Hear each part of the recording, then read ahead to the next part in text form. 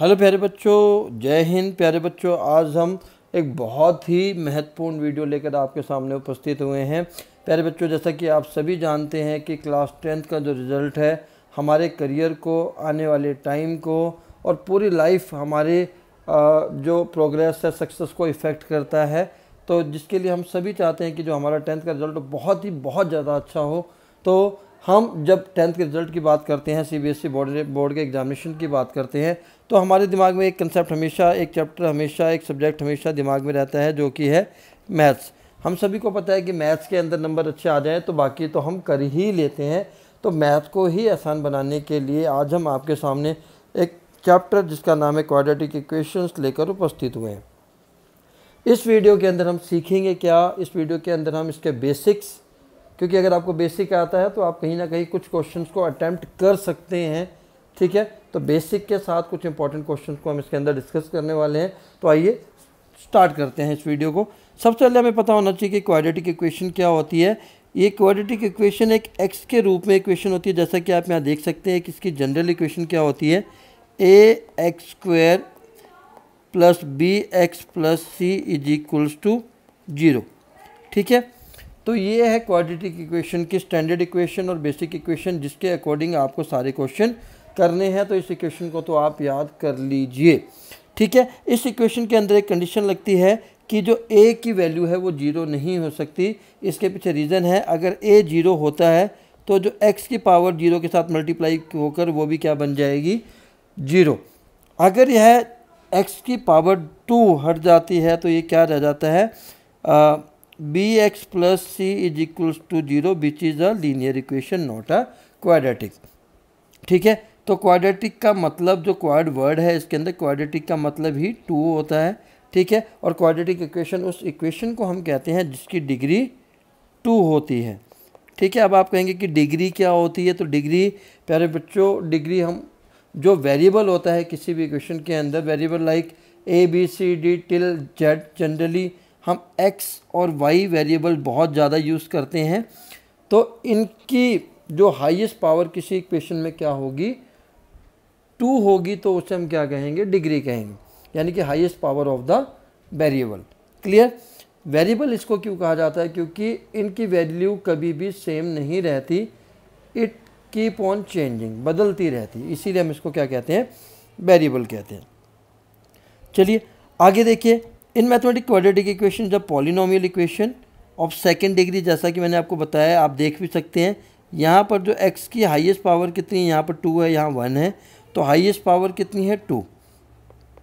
तो वेरिएबल की जो हाईएस्ट पावर होती है उसको मैंने क्या कहा अभी, डिग्री कहते हैं। ठीक है, ये आपको दिमाग में रखना। कई बार MCQ में क्वेश्चन पूछ लिया जाता है कि इसकी डिग्री क्या है। सपोज करिए 6 लिखा है और आपको पूछा जाता है कि इसकी डिग्री क्या है, तो आपको ये याद रहेगा कि वेरिएबल की हाईएस्ट पावर जो होती है वो डिग्री होती है। यहाँ पर तो वेरिएबल है ही नहीं, इसका मतलब इसकी डिग्री नन आएगी। तो आप ये गलती मत करिए। According to the law of exponent and base exponents, किसी भी वेरिएबल की पावर अगर डिग्री अगर 0 है तो उसको हम 1 लिखते हैं। तो इसका आंसर क्या, डिग्री क्या आएगा, 0। ठीक है, जहाँ पर x क्या रिप्रेजेंट करता है, वेरिएबल मैंने आपको बता दिया है। ठीक है, a b c r क्या है, कांस्टेंट है। जहाँ पर a 0 नहीं हो सकता, अगर a 0 हुआ तो इक्वेशन क्या बन जाएगी, लीनियर इक्वेशन बन जाएगी, जैसा कि मैंने आपको पीछे प्रूफ करके दिखाया। अब कांस्टेंट a b c को क्या कहते हैं, ये भी आपको पता होना चाहिए। तो जो एक्स स्क्वायर के साथ जो कांस्टेंट है उसको क्वाड्रेटिक कोफिशिएंट कहा जाता है, क्योंकि वो क्वाड्रेटिक वाले जो वेरिएबल के साथ लगा हुआ है, तो उसको क्या कहते हैं, क्वाड्रेटिक कोफिशिएंट। बी एक्स के साथ बी लगा हुआ है तो इसको कहेंगे हम लीनियर कोफिशिएंट। और जो फाइनली अकेला वेरिएबल बच जाता है, जो नंबर अल्फ़ाबेट बच जाता है, उसको हम क्या कहते हैं, कांस्टेंट टर्म कहते हैं और फ्री टर्म कहते हैं। ठीक है, चलिए आगे बढ़ते हैं। एग्जाम्पल के तौर पे अभी मैंने आपको जो जनरल फॉर्म बताई थी वो ये बताई थी मैंने, a x square plus b x plus c. ठीक है, तो उसी के अकॉर्डिंग एग्जाम्पल ये आपके सामने है। अब आप कहेंगे यहाँ पर तो तीनों में प्लस लगा हुआ है, यहाँ पर प्लस नहीं है। तो प्यारे बच्चों, अगर यहाँ पर हम इसी इक्वेशन को ऐसे करके लिख दें, तो ये गलत नहीं होगी। यहाँ से आपकी जो a की वैल्यू आ जाएगी वो 6 आ जाएगी, b की वैल्यू -1 आ जाएगी और c की वैल्यू क्या आ जाएगी -2। कई बार आपको ये भी निकालनी, आगे निकालनी ही पड़ेगी जब आपको डिस्क्रिमिनेंट चाहिए होगा, डिस्क्रिमिनेंट कैलकुलेट करना है। ठीक है, ए बी सी तीनों क्या होंगे, रियल नंबर होंगे। A permitted, a equal to 0 permitted नहीं है, बी 0 हो सकता है, सी 0 हो सकता है, पर ए नहीं। ठीक है, चलिए फैक्टरिंग क्वाड्रेटिक। ठीक है, अब फैक्टर बनाना है। सबसे इम्पोर्टेंट चीज़ क्या है, फैक्टर बनाना है। तो आपको 9th क्लास में भी आपने पढ़ा होगा। ठीक है, फैक्टर क्या होता है, सिमिलरली सपोज करिए फैक्टर हम किसे कहते हैं, जो गिवन नंबर को एग्जैक्टली डिवाइड कर दे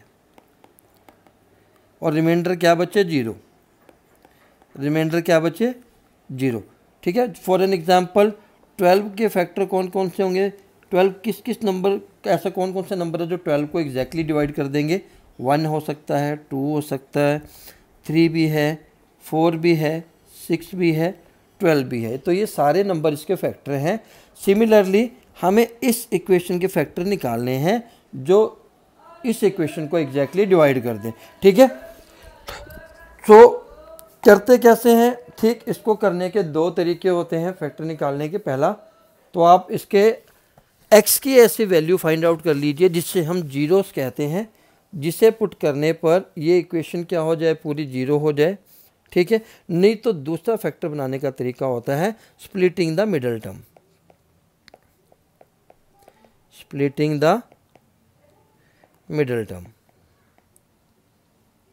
ठीक है, मिडल टर्म का मतलब यहाँ पर होता है जो ये बी एक्स वाला जो वेरिएबल है, जो आपकी जनरल इक्वेशन क्या थी, a x square plus b x plus सी।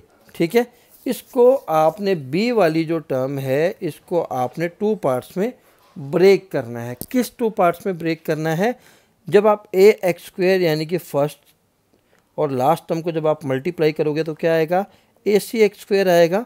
तो बी एक्स को आपने ऐसे 2 पार्ट्स में ब्रेक करना है जिससे मल्टीप्लाई कर कर ए सी एक्स स्क्वायर आए और प्लस करके बी एक्स आना चाहिए।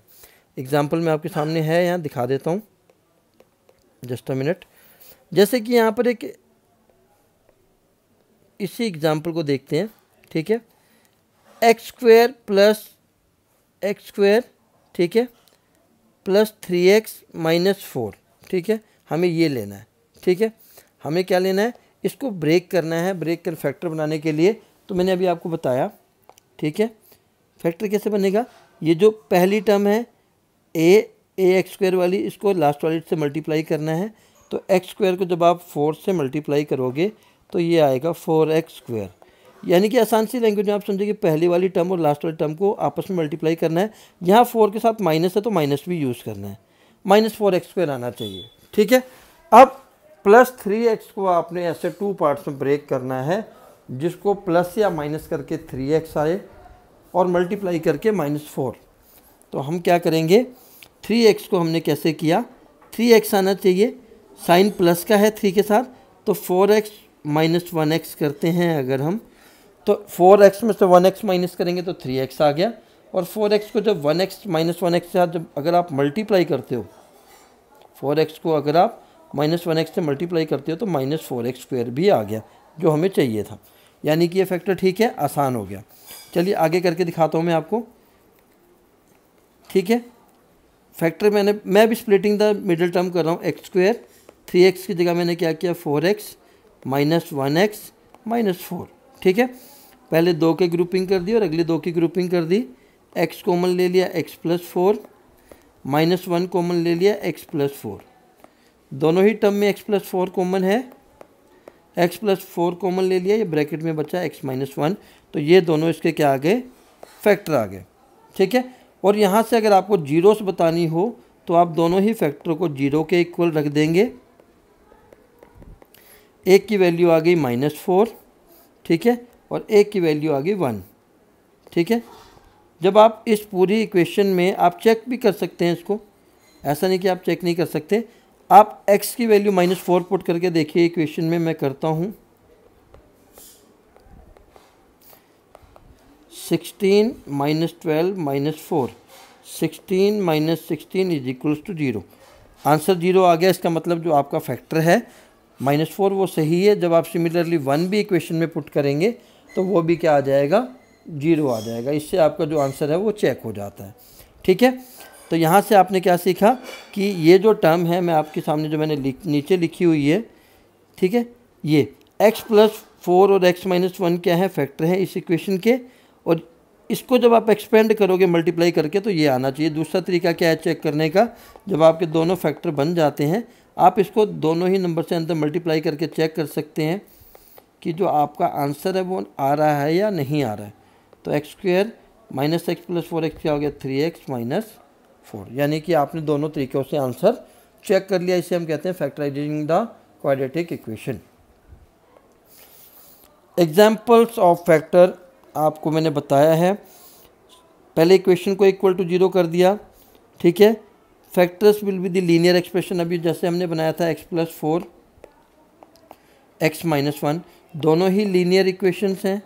लीनियर है क्यों, क्योंकि लीनियर कहते किसे हैं, जिसकी डिग्री 1 हो।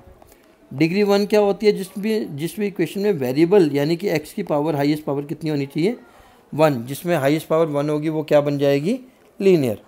ठीक है, set each linear factor equal to 0 solve both the equation, ये हमने ऑलरेडी सॉल्व करके आपको दिखा दिया है। Solving quadratic equation using a quadratic formula, ठीक है, जिसके अंदर आपको जो रूट है, रूट कैसे निकालने आते हैं ये भी आपको आना चाहिए। जनरल इक्वेशन आपको याद हो गई होगी अभी तक, जो स्टैंडर्ड इक्वेशन है ax² + bx + c = 0, ये स्टैंडर्ड इक्वेशन है। और अगर आपको x यानी कि रूट निकालना है तो उसका फार्मूला भी आपको आना चाहिए, -b ± यहाँ पर आप √d याद रखिए अपॉन 2a। यहाँ पर मैंने कुछ और लिखा है वो भी बता देता हूँ, ये मैंने लिखा कैसे है। यहाँ पर जो √d यानी कि d की वैल्यू क्या होती है, b² - 4ac। d को हम डिस्क्रिमिनेंट कहते हैं, जो आगे हम डिस्कस करने वाले हैं। तो अगर आपको कहा जाता है कि आप इक्वेशन के रूट फाइंड आउट करिए, तो आपको रूट फाइंड आउट करने के लिए x की वैल्यू ऐसे निकालनी है, ठीक है, जिसमें d की वैल्यू क्या है, b² - 4ac। ठीक है, चलिए आपको ऑलरेडी बता दिया मैंने कि अगर आपको रूट निकालने हैं तो रूट के लिए फार्मूला ये यूज़ करना है आपको, ठीक है। b, a, b और c की वैल्यू जनरल इक्वेशन इसमें से आप लेंगे, ax² + bx + c, ठीक है। एक एग्जांपल लिखकर दिखाता हूँ आपको। एग्जांपल मान लीजिए 6x² 5x + 4 अगर आपके सामने इक्वेशन गिवन है, तो यहाँ पर a की वैल्यू क्या आएगी, जब आप कंपेयर करेंगे इस जनरल इक्वेशन से, x² के साथ वाली जो टर्म है वो a है, यानी कि a हो गई 6, x के साथ वाली जो टर्म है वो b है, यानी कि यहाँ पर b 5 हो गई। c जो कांस्टेंट टर्म है, जो अकेला नंबर है, वो c की वैल्यू, बस वही वैल्यू आपको यहाँ पर भरनी है और आपका आंसर आ जाएगा। ठीक है, चलिए कंप्लीटिंग द स्क्वायर, ठीक है। कंप्लीटिंग द स्क्वायर क्या होता है, जैसे कि रूट्स फाइंड आउट करने के आपके पास बहुत सारे ऑप्शन होते हैं। फैक्टर बना दिया तो उसी में एक आता है आपका कंप्लीटिंग द स्क्वायर, ठीक है।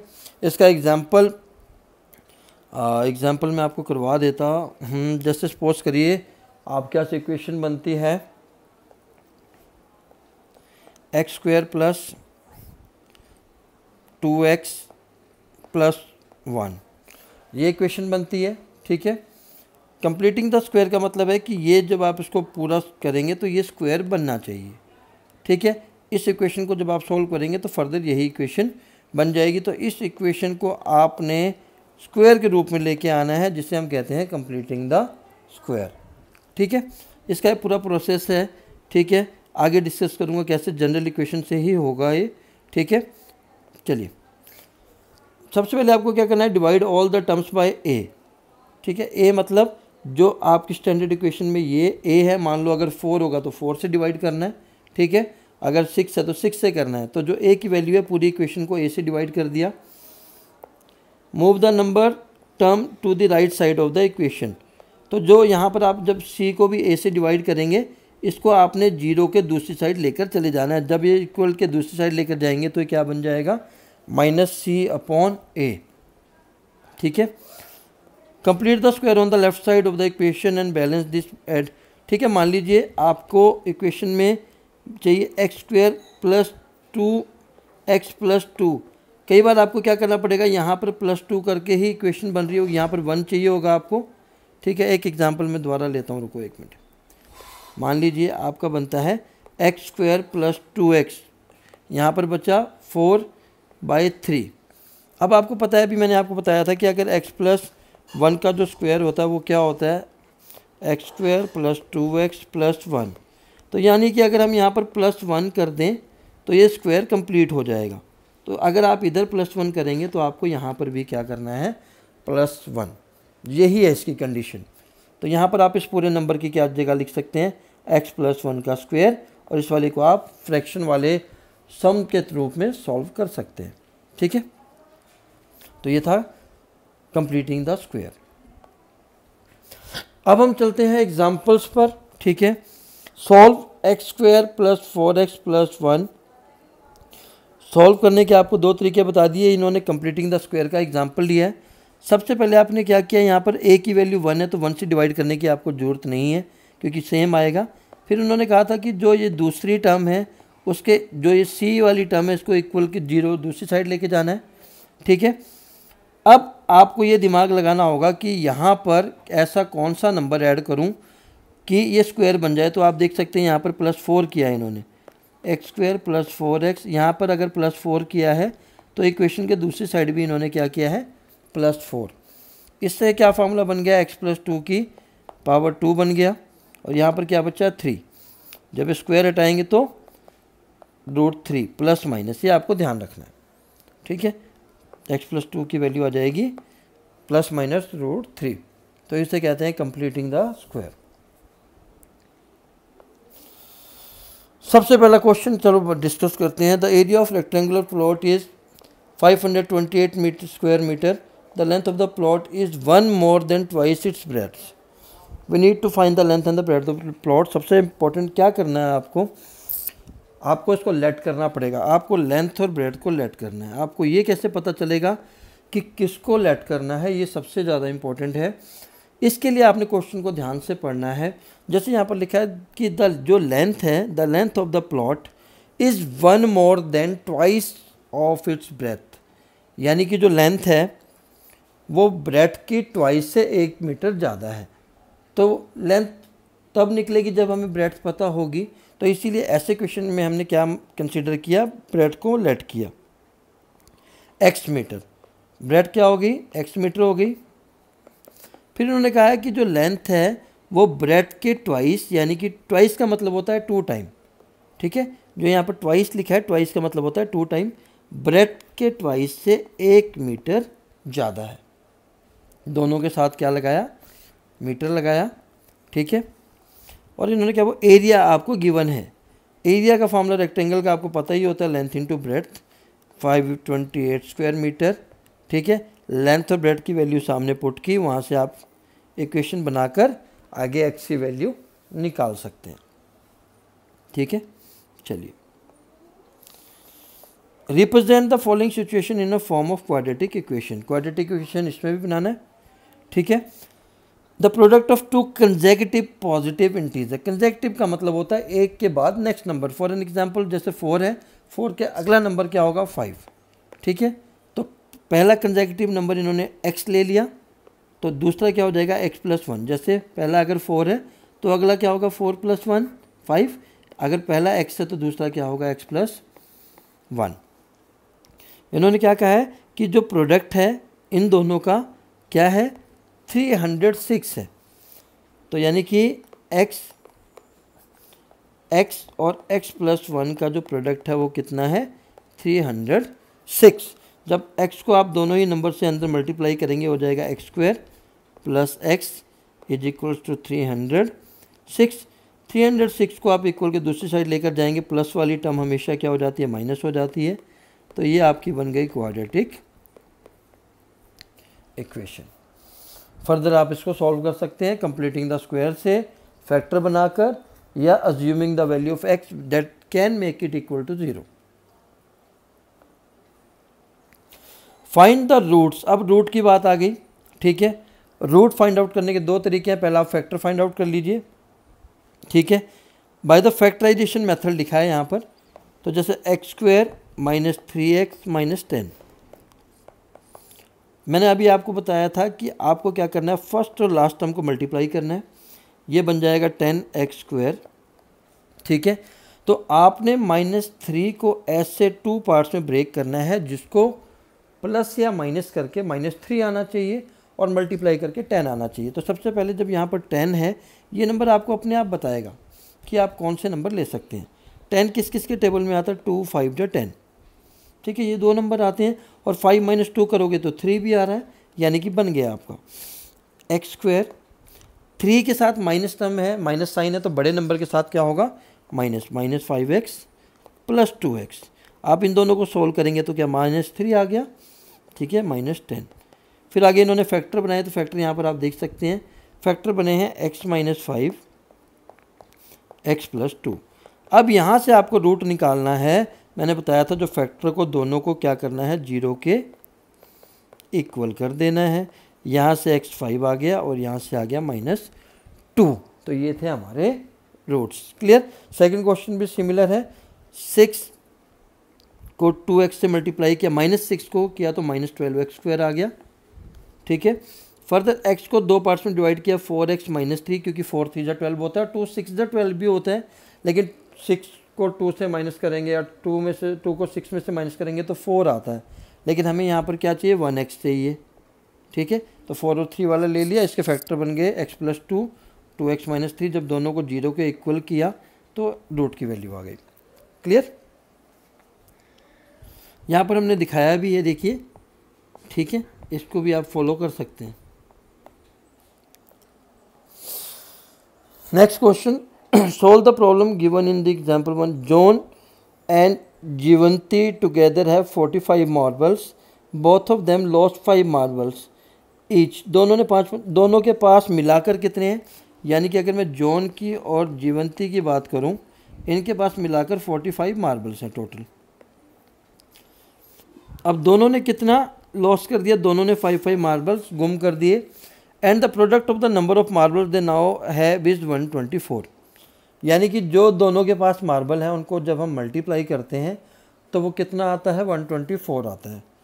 We would like to find out how many marbles they had to start with.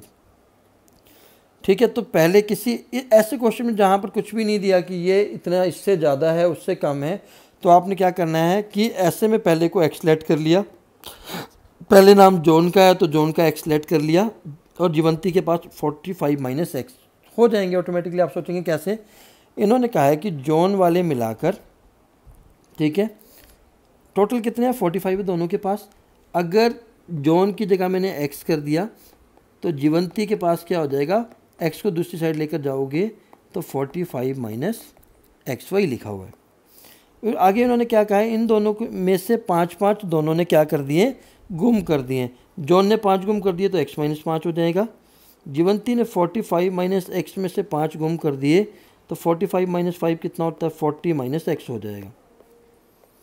ठीक है, और जब आप इन दोनों को मल्टीप्लाई करते हैं तो 124 आएगा। आगे तो हो गया ये क्वेश्चन बहुत आसान, दोनों को मल्टीप्लाई किया, आगे इक्वेशन बन गई।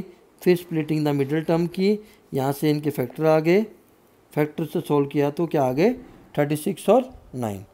ठीक है, अगर जॉन के पास 36 मार्बल हैं, जीवंती के पास 9 है। अगर जॉन के पास 9 है तो जीवंती के पास 36।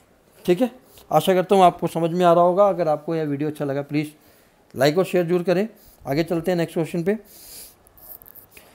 Find 2 numbers whose sum is 27 and product is 182। इन्होंने क्या कहा है, 2 नंबर फाइंड आउट करने जिनका सम। ठीक है, तो वही सेम जॉन वाले की तरह ही क्वेश्चन हो गया कि पहला नंबर आपने लेट कर लिया x, फर्स्ट नंबर क्या ले लिया x, और दूसरा क्या हो जाएगा ऑटोमेटिकली 27 - x।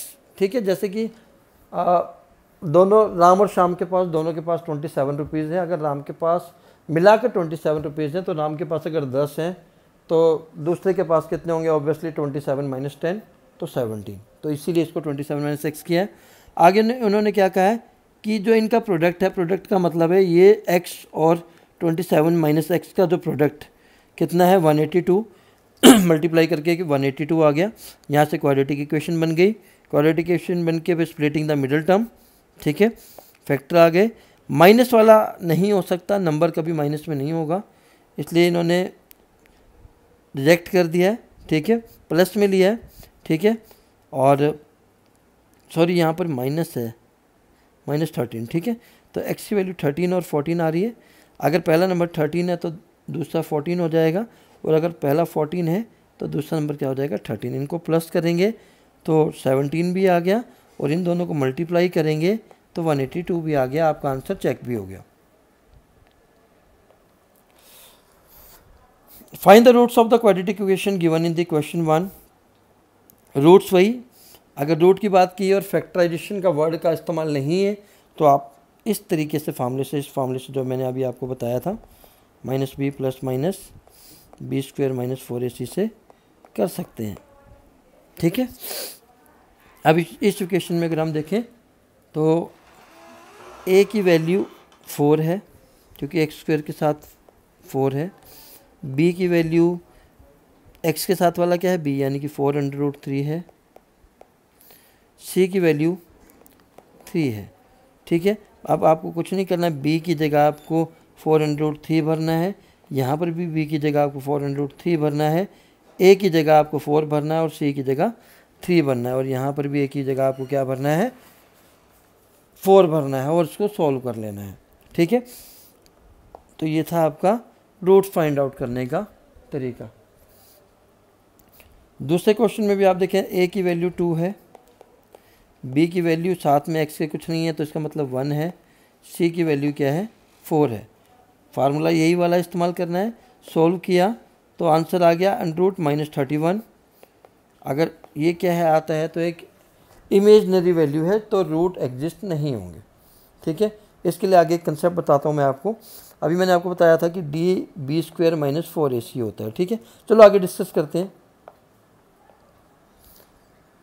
ठीक है। d की वैल्यू होती है b स्क्वायर माइनस 4ac, ये आपको याद रखना है।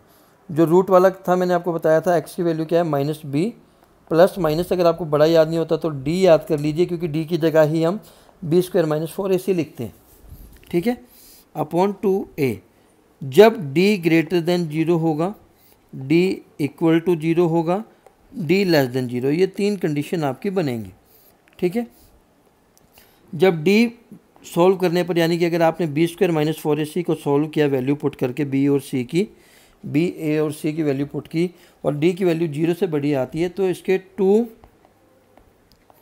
डिस्टिंक्ट रियल रूट होंगे, ठीक है।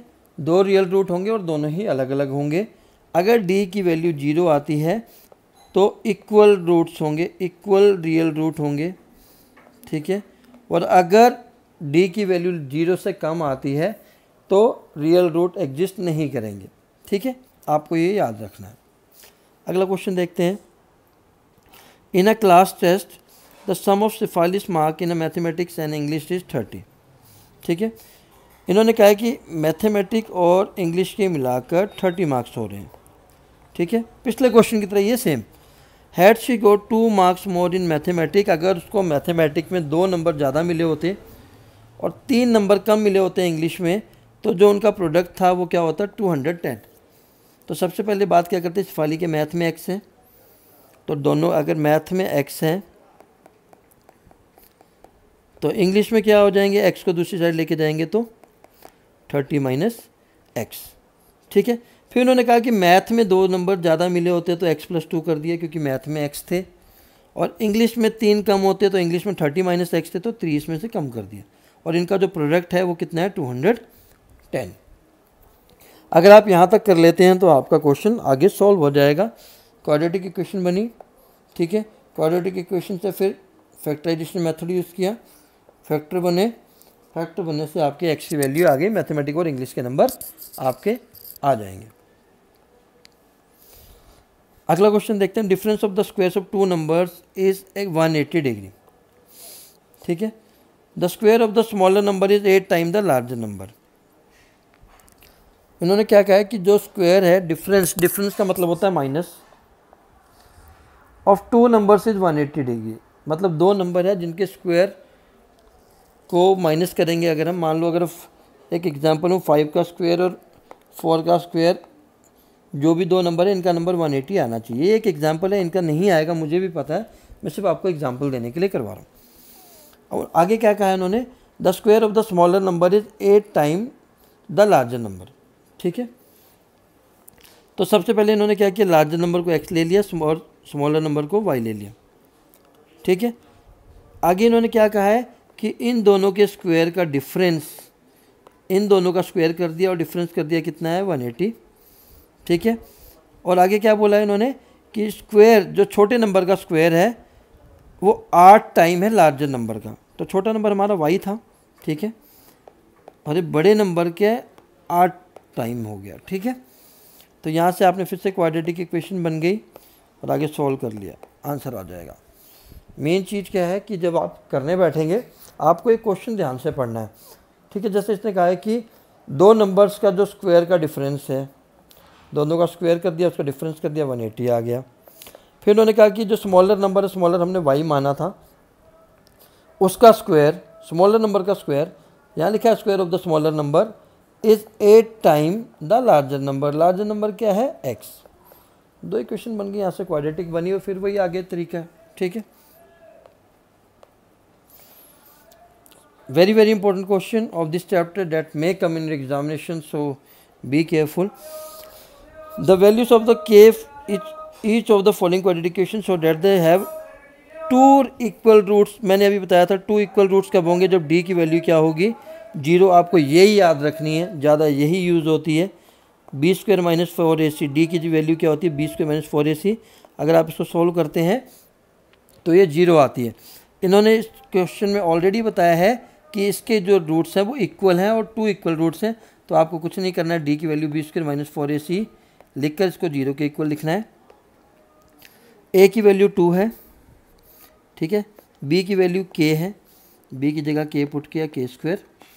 a की वैल्यू क्या है 2, c की वैल्यू क्या है 3।